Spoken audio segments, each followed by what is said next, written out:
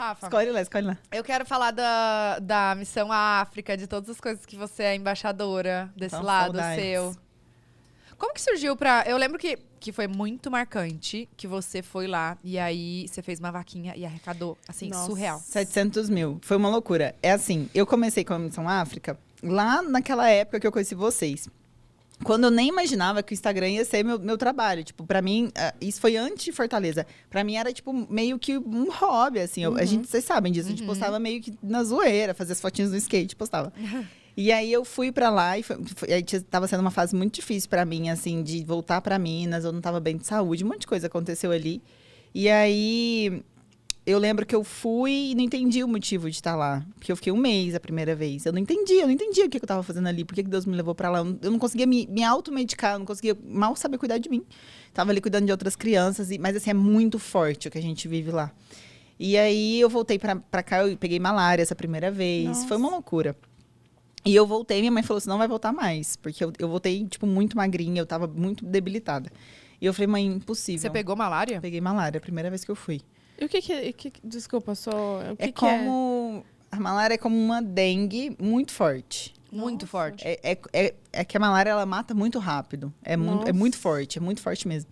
Enfim, e aí eu voltei mal. Eu fui uma das únicas pessoas que já passaram por lá em 10 anos de ONG que pegaram malária, porque eu descuidei. E aí, né, tô falando que eu não consegui nem cuidar de mim direito. Aí eu voltei, minha mãe falou, você não volta mais. Eu falei, mãe, tarde demais. Porque é um amor incondicional, sabe? Que você recebe. E não é por ser em Moçambique. É tudo. É a missão. É estar ali, ver pessoas que precisam da sua ajuda. Pessoas que é muito difícil chegar a ajuda até lá. É muito difícil. Pessoas que saiam de outros países para ir. Porque a gente não está falando de um país desigual. A gente está falando de um país com índice de pobreza bizarro. Então, não tem como eles irem no bairro do lado pedir ajuda. Eles não conseguem ir no mercado pedir ajuda. Eles não conseguem... Tudo é assim, né? Tudo é assim. Então, é muito difícil pessoas que consigam se dispor de tempo e de dinheiro, porque é caro, para ir para lá. Então, eu voltei para Minas e falei, Deus, honra com a minha vida, com o meu trabalho, me permite ir. Eu lembro que a primeira vez que eu fui, eu fiz um bazar para conseguir ir. E com o dinheiro do bazar, eu paguei minhas despesas e eu fiquei muito mal. Porque eu falei, cara, deu 6 mil, mais ou menos, na época. Eu falei, cara, eu peguei 6 mil e convertendo em meticais, dava muito dinheiro, muita comida para eles. Mal sabia eu que Deus estava preparando, né? E aí eu voltei para Minas, aquele foi o ano do trabalho, o ano que tudo aconteceu, o Instagram começou a acontecer, os trabalhos começaram a chegar. E eu consegui, no ano seguinte, ir levar minha mãe. Eu não sabia que sua mãe tinha ido. Foi a única condição de eu ir, minha filha. Dela ir junto. E eu entendo ela. Eu sei que a dor dela, como mãe, a preocupação dela como mãe era muito maior. E eu era muito nova também, tudo. Quantos anos você tinha? 19. E aí ela foi comigo e aí eu não deixei de ir mais. Na minha 7ª viagem, se eu não estou enganada, 6ª viagem, foi quando teve o ciclone. E o ciclone pegou exatamente a região que a gente trabalha. Então, a gente construiu várias escolinhas. A gente tinha um suporte, um apoio naquela região muito grande já. A gente já acompanhava as famílias daquelas aldeias e tudo mais. E aí, o ciclone pegou bem naquele lugar. E a gente fez uma loucura aqui no Brasil para conseguir chegar até lá o máximo, o mais rápido possível. A gente chegou 10 dias depois, que foi quando a gente conseguiu pousar, que o avião pousava e tudo mais. E aí eu cheguei e o dinheiro que a gente tinha em caixa na ONG, a gente usou para comprar comida, porque era a necessidade primordial. Eles estavam completamente sem comida, porque quando bate muita fome, é uma loucura. Porque quando bate muita fome, eles pegam capim, barro, sal e água e esquentam na fogueira para tomar, para comer, para se alimentar. E eles não tinham nem fogueira mais. Tava tudo molhado, tava tudo devastado. As mães, pra vocês terem uma ideia, elas subiam para os topos das árvores com os filhos e a média de filho lá é tipo 8 filhos. As famílias são muito grandes. Para sobreviver, para segurar os filhos. E elas iam perdendo a força e caía os bebês. Porque elas ficaram lá em cima quase um dia inteiro. Então, estava muito triste. O que a gente encontrou lá foi devastador. E a gente não tinha mais dinheiro para comprar mais comida do que o máximo. Tudo que a gente conseguia juntar de dinheiro ainda era insuficiente para o que a gente precisava para conseguir manter e, pelo menos, alimentar eles pelos próximos meses, né? Porque não dava para ser só de imediato. A gente precisava tirar a fome ali, mas não podia deixar eles sentirem fome de novo. E a gente conseguiu comprar 10 toneladas de comida. Eu lembro que o Corpo de Bombeiro de Minas Gerais estava junto com a gente para entregar. A gente chegou em uma comunidade com esse caminhão. Nós fizemos filas e era muita mulher grávida, era muita criança, muito assim, todo mundo lá. Essa comunidade tem 12 mil pessoas. A gente não sabia. A primeira vez que a gente estava lá, porque foi o segundo lugar que mais morreram pessoas lá em Moçambique por conta do ciclone. E eles atacaram o caminhão. Nossa. Tipo, então eles começaram a saquear o caminhão. E a gente não tinha controle daquilo que era o desespero da fome. Eu falo que lá a gente toca a fome, a gente encontra com ela. Não ouve falar. A gente vê a fome, a gente vê no olho, a gente vê no tremor das mãos, a gente enxerga ela. E aí, aquilo acabou comigo, com todos nós que estávamos ali. A gente não sabia como lidar com aquilo e a gente queria ajudar. O sentimento era de revolta, de tipo, por que a comida não chega aqui? Porque tem comida, porque a gente não sabe dividir. A gente não sabe dividir ela, porque a gente desperdiça. Tem muito mais para uns do que para outros. É triste de ver. E aí foi quando eu abri o Instagram, eu nunca tinha pedido dinheiro no Instagram. Eu sempre fiz os bazares, fiz show, fiz um monte de coisa, mas nunca tinha falado, gente, agora eu preciso de dinheiro. E aí eu abri e fiz a vaquinha. Eu lembro que eu coloquei a meta de 400 mil, porque eu fiz um pequeno cálculo de quanto eu precisaria por mês para conseguir manter pelo menos as comunidades que a gente já trabalhava. E aí eu fiz uma média de 100 mil e eu falei, vamos fazer uma vaquinha de 400 mil para 4 meses. A gente bateu 700 mil em 3 dias. Senhora. 3 dias. Deus honrou tanto. Deus foi tão misericordioso. Tão misericordioso. Eu lembro que assim, não é nem que eu fiz um esforço sobrenatural. Foi acontecendo. Tipo, eu postei, as pessoas viram e elas começaram a compartilhar e postar. A gente bateu a meta. Foi até essa história engraçada, porque indiano, normalmente, eles não vendem fiado. Eles são super desconfiados. E a gente foi... Indiano? É, indiano. E o único lugar que tinha comida ainda lá era uma distribuidora de um indiano. E a gente foi e contou a história para ele. E ele confiou em nós e vendeu fiado. Caramba. Ele, tá bom, eu vou confiar em vocês, eu vou vender fiado. E aí a gente continuou comprando. Então, por um ano, a gente conseguiu manter essas comunidades. Porque aí a gente foi conseguindo mais apoio, a gente foi conseguindo mais ajuda no decorrer desse ano. Então, a gente conseguiu ir mantendo as comunidades. Mas aí a gente vai entendendo o propósito das coisas. Porque quando eu fui lá atrás, eu não entendia a dimensão do que Deus faria na minha vida para eu conseguir levar o nome da ONG para muitos lugares. O Santos abraçou a ONG. Vocês sabem dessa história? Não. Vou contar rapidão. A gente foi para uma comunidade chamada Marromeu, que é 300 quilômetros da cidade onde a gente fica, mas a gente demorou 17 horas para chegar, que é no meio da savana. É tipo uma loucura. A gente pegou um ônibus, aqueles ônibus escolares, e fomos. A gente não entendia o porquê tá indo para lá, porque a gente poderia usar daquele tempo para ajudar várias outras comunidades ali perto de nós. Então, a gente gastou um dia para ir, um dia de ação e um dia para voltar. Mas uma força muito grande no coração, falando que tinha que estar lá, tinha que ir. Mas como vocês ficaram sabendo dessa comunidade? O pastor, que é brasileiro, que está lá, pastor Naldo, falou, olha, tem uma comunidade que Que é aquele normalmente... pastor que você fala, que você mantém o contato, que ele te fala tudo, não é? Não, é outro esse. É Mas outro? tem ele também. E ele falou, tem uma comunidade que nunca chega ajuda, porque é muito difícil chegar lá. Então a gente falou, então esses lugares que a gente precisa chegar, a gente tem, né, vamos tentar. E aí, quando eu cheguei, eu encontrei uma criança que, por motivo que eu não consigo entender qual até hoje, estava com uma camiseta do Santos. No meio do nada em Moçambique. E o Santos tem uma história com a África, eu não sabia. E eu vi ele com uma bola de retalho, pé descalço. Lindo. Chico, o nome dele. Lindo. Ele tem 6 anos. Tinha 6 anos na época. Hoje ele deve estar com 8, 9 anos. E aí ele estava jogando bola e eu achei linda a cena. Eu tirei uma foto e postei. Eu não marquei Santos, eu não tinha nem intenção disso. Nem passou isso pela minha cabeça na hora. Mas é porque eu olhei e falei, cara, olha onde os sonhos chegam, sabe? Uhum. Tipo, olha onde... E aí eu postei e o Santos viu.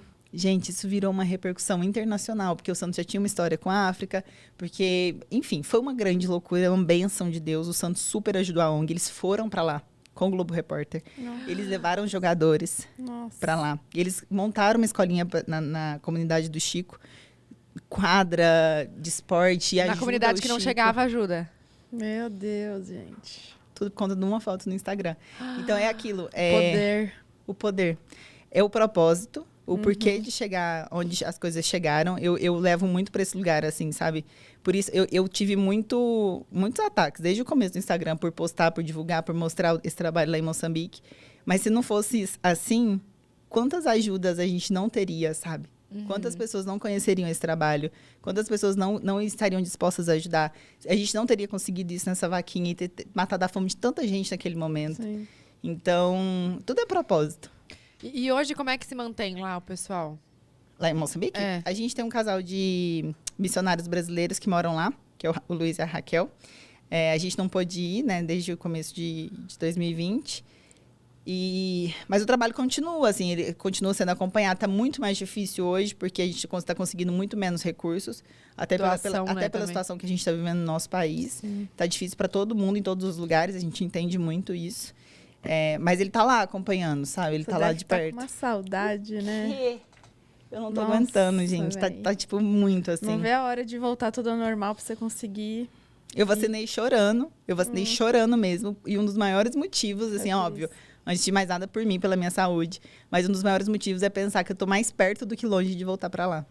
Quando será que abre? Porque eu vi que abriu a fronteira com Portugal, né? Portugal, Espanha. Será que lá Sim. não tá fechado ainda, então? Uns amigos missionários conseguiram ir, mas eles foram pra Angola. Mas foi um pouquinho difícil, sabe? Eu acho que não vai demorar, não. Até porque eles precisam muito de ajuda também. Gente, sim. Ficou pensando. Por que você acha que as pessoas criticam o fato de, tipo, não ajudar no Brasil e ajudar lá? Primeiro que ajuda no Brasil também, né? Porque eu faço várias coisas aqui. Mas, Não, com certeza. mas eu acho que, assim... Eu sou super a favor. Eu acho que a gente não tem que olhar para o lugar, sabe? Eu acho que se a gente eu acredito muito em chamado também. Eu acho que se surgiu no seu caminho a oportunidade de ajudar, independente do lugar, a gente tem que ajudar. E por que não ser lá, sabe? Por que não? Por que não em Moçambique? Se eles precisam de ajuda também, sabe? Igual eu tô falando aqui, a probabilidade de uma pessoa que tem um trabalho fixo ajudar aqui é muito maior do que ela parar a vida dela para ir para lá. E se eu posso fazer isso, Por que não? por que não?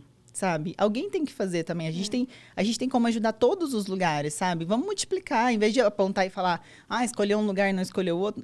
Vamos ajudar, Será sabe? que essa pessoa Que ajuda, bom né? Será que... Não ajuda, porque quem ajuda, e eu levo isso muito ao pé da letra, quem ajuda não critica. Porque a gente sabe a dificuldade que é ajudar, independente do lugar. E, cara, se eu, graças a Deus, tenho como estar lá, como é que podem me apontar por Nossa, isso, véi. entendeu? Não, Que bom que eu posso ir. eu ia fazer isso, respirar. Puta que pariu, Ai, ai. difícil. Mas aí, ô Rafa, eu lembro que tem o Fê, né? O dentista. Aham, o Felipe Rossi. O Felipe.